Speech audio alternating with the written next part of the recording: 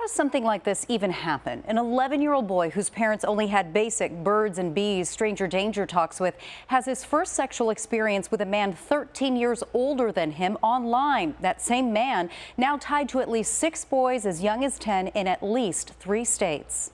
This was so grotesque and so over the top and so sexual in nature that it didn't even cross my mind that this is something that we would have to deal with.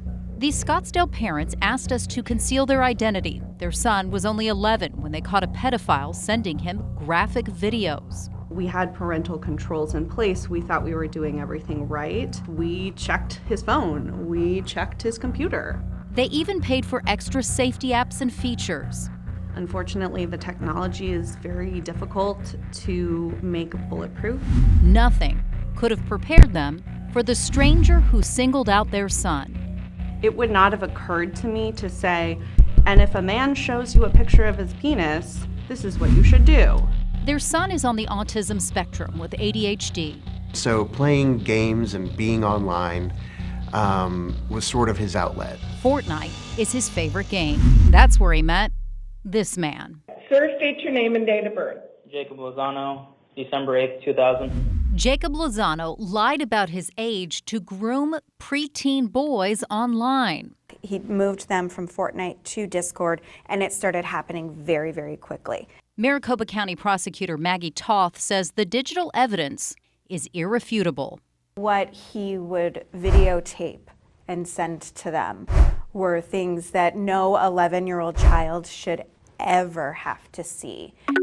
That popular platform Discord lets hundreds of millions of users share videos and live chat, clicking a simple button to bypass so-called age restrictions. It would go from talking about sexual acts openly to what do you like to do to yourself.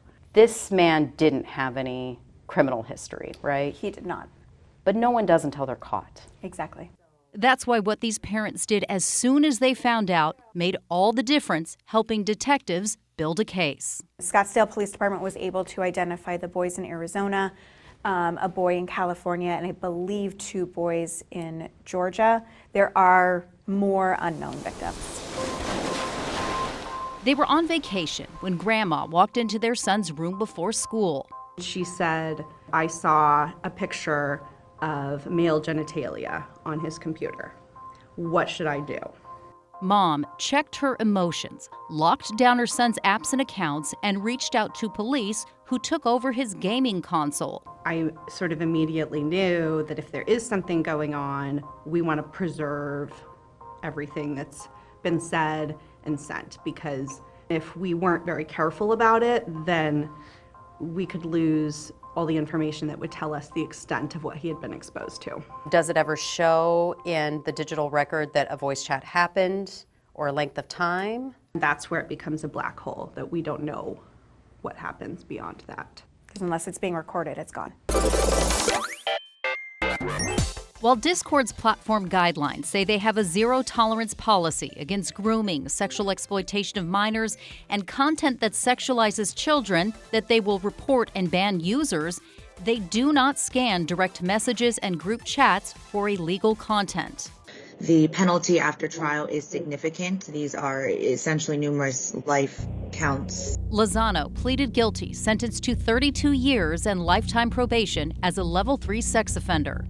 Detectives say Lozano sent cash and gift cards to some of the boys in exchange for sexual videos. They know that these may not be things that they want to do, so if I say I'm going to send you a gift card for $100, well, then maybe I'll do it. We heard from the detective that even one child, he delivered a pizza to his house. I will never forgive myself for this happening under my nose. To protect your kids, experts suggest you set screen time limits and check their accounts, watch for red flags like sneaking to play or hiding their screens, and no matter how young your child is, if you're letting them on any social platform, tell them to come to you if anyone shows them or talks to them about body parts covered by a bathing suit. It's as awkward as it might be, as difficult as it might be, as busy as you might be, you still have to do it. Their son is in counseling, and they say got solicited again not long after they allowed him back online. I think it's not if this will happen, but probably when. That's why you can't let anyone else beat you to those pivotal talks with your children. Nothing is going to replace your direct parenting intervention.